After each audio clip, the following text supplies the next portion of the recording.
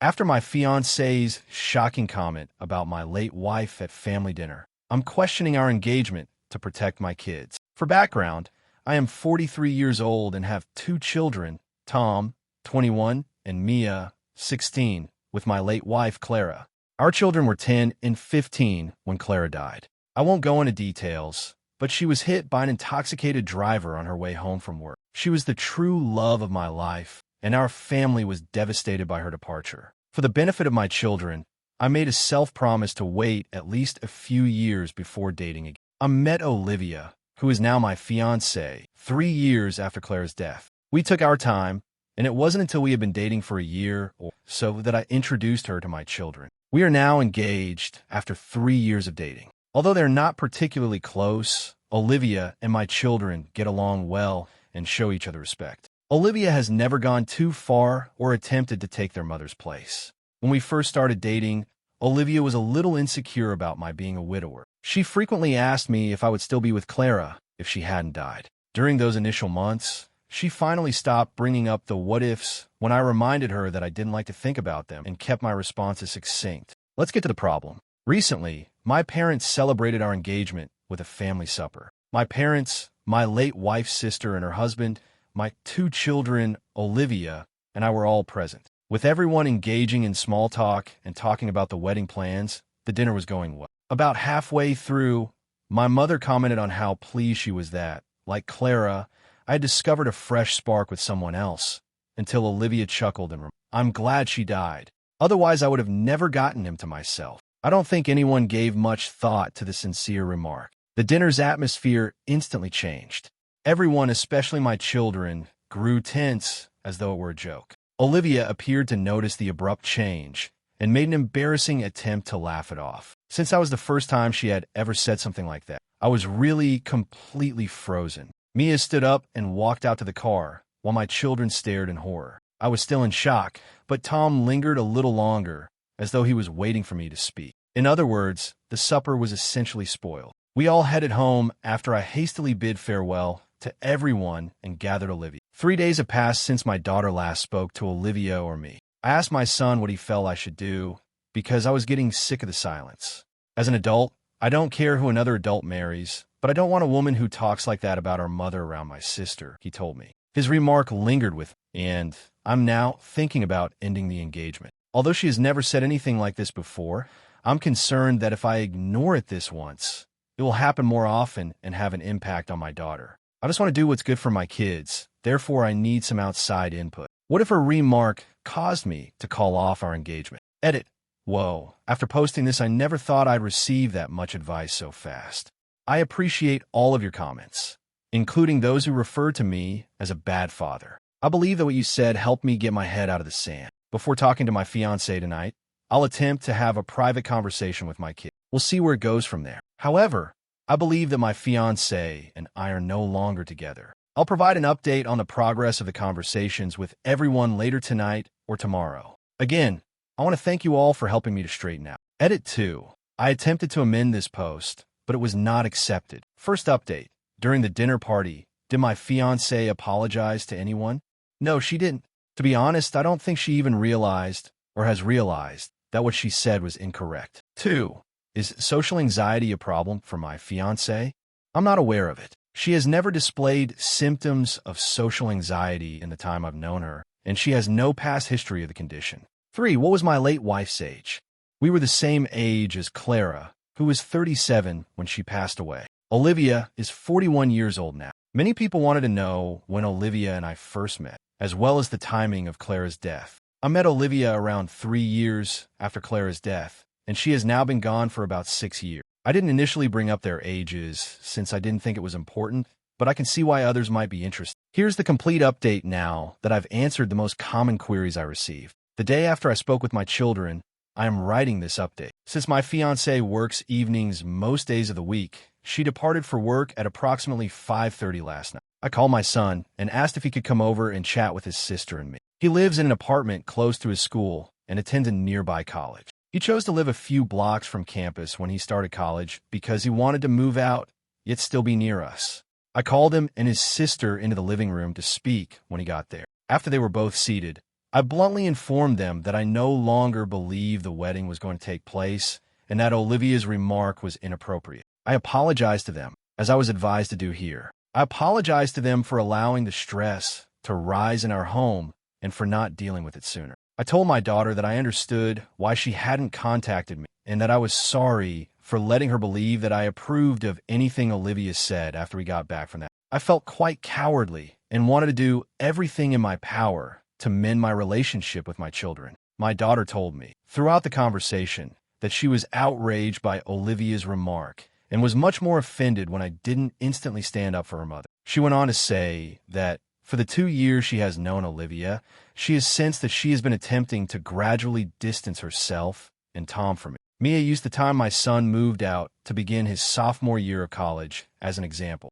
Olivia was the one who jumped at the chance to move out when he brought it up. Mia claims that the person who encouraged Tom to move out the most was Olivia. To be clear, I never opposed Tom leaving home, but I did let him know that he was free to stay at home while he was in college and even after that, until he found a place that suited him. I questioned Tom about if he moved out because he felt pushed out by Olivia. He claimed that, before telling everyone he intended to move, he hadn't felt pressured, but after he made the announcement, my fiancée persisted in pressuring him to do so. Every time she mentions college, Olivia keeps pushing her to go out of state. Mia interrupted. Mia has made it clear that she wants to attend the institution Tom is now enrolled in and has no plans to go out of state. According to Mia, Olivia seems to be waiting for her to graduate from high school and enroll in college so that she may move out as well. Many of the comments were correct when they said that Olivia's subtle remarks eventually led to her attempting to drive my children away from me. Mia expressed her concern that too much damage would have been done between us by the time I finally realized how Olivia was acting. I apologized to my children for the delay in my realization and for making them walk on eggshells for so long. I gave them a hug and told them that they're my first concern, not Olivia or anybody else. I made sure to let Tom know that I will always be there for him and his sister, even when they're far into adulthood, because several comments mentioned that my kid still needs his father, even though he is grown. About 2 hours passed during the entire chat. It was emotional for all of us, and we covered a lot of terrain. To put it briefly, Olivia and I are finished. I've made it a point to explain to my children that Olivia, as an adult, is accountable for her words and that none of this is their responsibility. Right now, my kids and I are getting along okay, but they haven't completely returned to trusting, and it's likely that they won't for some time. That's perfectly acceptable to me. All I want is for my children to feel at home. I intend to speak with Olivia tomorrow, as she has the day off from work. In addition, I want to give my mom a call to find out why she felt it was acceptable to bring up Clara at the dinner. My kid is staying with Tom tonight and tomorrow night because I don't want her here when everything goes wrong. I'm not happy with how things turned out with Olivia, but I'd rather have happy, healthy children than a wife again. That's where I am at the moment. I appreciate all of the guidance and even the harsh words, everyone. After I break up with Olivia, I'll provide another update. Second update. All right, everyone. The long-awaited update finally here. My kids and I had spoken, made amends, and my daughter was staying with her brother to be clear of the drama surrounding my now fiancé. When we last spoke, I called my mom to inform her of the issue before facing the worst portion of the day, breaking up with Olivia. Many of the comments advised me not to be critical of my mother's remark. After giving it some thought, I understood that my mother's remark about Olivia was meant as a compliment, which was verified when we spoke on the phone. Bless her heart. My mother felt terrible about the whole thing and thought it was all because of her one remark. I reassured her that she had never been held responsible for any of this and that she was not at all to blame for the circumstance. Before I let her go, we continued our conversation. At approximately 9:15 a.m., the call ended, and I was left to wait for Olivia to awaken. I waited until approximately 11:10 a.m. to seat her down for a conversation because I didn't want to surprise her by waking her up at 10:30 a.m. I had my phone set to record in my back pocket because many commenters suggested surreptitiously recording the chat, which I thought was a good idea. Although I didn't anticipate her trying anything extreme, it's better to be careful than sorry. The conversation went about as well as you might think. That is, not at all. We sat in the living room after I assured her that we had a talk and that it was serious. As we sat down, I started talking about the remarks she made about Clara at my parents' house, how it affected my kids, how it made me feel, and why she didn't apologize or acknowledge it. I informed her that I expected her to apologize to my in-laws, parents, and above all, my children. Olivia didn't show much emotion during my entire conversation, with the exception of her eyes being a little wider than usual. She asked me directly after I was done, "So, if I apologize to everyone, will we go back to normal?"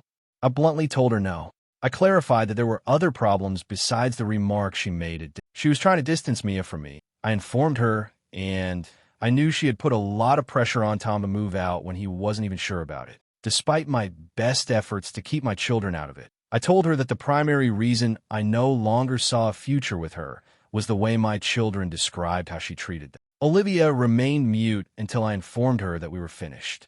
Panic seemed to start at that point. She insisted repeatedly that she would make amends with my children and apologize to everyone. I told her that we were done, even though I would appreciate any apology. By this time, she was crying uncontrollably and asked why I wasn't willing to try to mend our relationship. I told her that, although I still loved her, I couldn't risk my children suffering the same kind of harm again. I became irate and questioned her about why she was forcing my children to leave their own house. I was really caught off guard by her reaction, but many commenters were right on the money about who she really is. "Well," said Olivia, "I had no idea you expected me to spend the rest of my life housing someone else's children." I became enraged. I told her to go. After a minute or so, I made it plain that my children could travel anywhere they wanted to, especially in a home that I paid for. After attempting to argue, she packed her luggage and went to stay with a friend. As a precaution, I sent myself a copy of the phone recording via email. I have everything I need to keep my name clear, even though the talk was only around 25 minutes long, not quite as long as the conversation with me. I've contacted my kids to let them know that Olivia is permanently gone, to let them know that they may return home at any moment, and to let my son know that he can move back in fully if he wants. I still have to call my parents and in-laws to apologize for this chaotic scenario, and my daughter is returning from her brother's house in the afternoon. Even when Olivia is not at my house, she keeps calling and urging us to attempt to resolve the issue. She is not welcome to live here again, but I will allow her to visit in the coming days so she may get the other items. To tell the truth, I am a little devastated. I still adore Olivia in spite of everything she did, and I doubt I will for some time to come, but I'll be all right. I just want to utilize this as a chance to strengthen my relationship with my children and concentrate on the family that needs me right now. I want to thank everyone again for your assistance in the comments. Making amends with my family was made possible in large part by the guidance you provided. Update 3. To be honest, everything that happened seems like it happened ages ago, which makes me realize how old I am. I'm 44 now, Tom will turn 22 soon, and Mia turned 17 a few months ago. Since I ended my relationship with Olivia, my life has actually been rather calm. I'll briefly review my most recent update, which was posted nearly a year ago. Olivia spent almost a week at her friend's house after our conversation. I used that time to pack up her clothes and other little belongings as suggested by the comments. I made sure that the only things she needed to come into the house were the larger items, like chairs and desks. As numerous commenters advised, I also had the locks replaced. I appreciate that you all considered items like the locks that I had not even considered. After that, I was surprised to find that everything proceeded really swiftly and pleasantly. She stopped by, gathered her belongings, and gave me the ring, even though I didn't want it back. It was quiet, and we didn't talk much, but that didn't last. She began stalking me on social media a few weeks later in an attempt to get another shot. Her antics had worn me out by that point, so I blocked her, and my children followed suit. Many critics were right when they said that I didn't truly love her, but rather who I believed she was. It greatly eased the transition. It's been over a year since my kids and I blocked her, and she hasn't spoken since, so I'm sure it will continue to be that way. I've come to the realization that I'm completely content to remain alone for the rest of my life as a result of this entire circumstance. That may be depressing to others, but it's more about acceptance. My decision to break up with Olivia helped me realize that I didn't love her as much as I love Clara, and I doubt I ever will. Neither I nor anyone I might date would be treated fairly by it. With my family by my side, I'm happy. I now have a greater respect for my children as a result of this. My love for them has grown even more as a result of their maturity and understanding, something I never thought possible. Tom's flat is still there. He denied my offer to move back in because he truly appreciates having his own bachelor pad, which I can understand because I was in his position once. Since the second semester of this year, he has been doing a part-time job that he truly enjoys. Although I'm not positive, I feel that he might have met someone because I know my child. Mia is enjoying the summer before her final year and is fantastic as always. I'm quite pleased with her because she made the honor roll every year of high school, including this year. When I consider how hardworking and genuinely excellent both of my children are, I find it difficult to keep from boasting. I'm sorry for talking endlessly about them in this post, but I adore them and can't stop talking about them. Other fathers can probably identify. I want to express my gratitude once more to everyone who has been following my story and giving me all of your wonderful and not-so-great advice. Additionally, be aware that I have read your own accounts of such occurrences in the comments. I apologize that many of you lack the network of support that I have been able to provide for my children. I wish I could give all of you gigantic dad hugs for taking the time to share your own take. I truly appreciate it. Thank you for watching. If you haven't subscribed yet, please do so and hit the notification bell to stay updated with more shocking real-life stories happening around.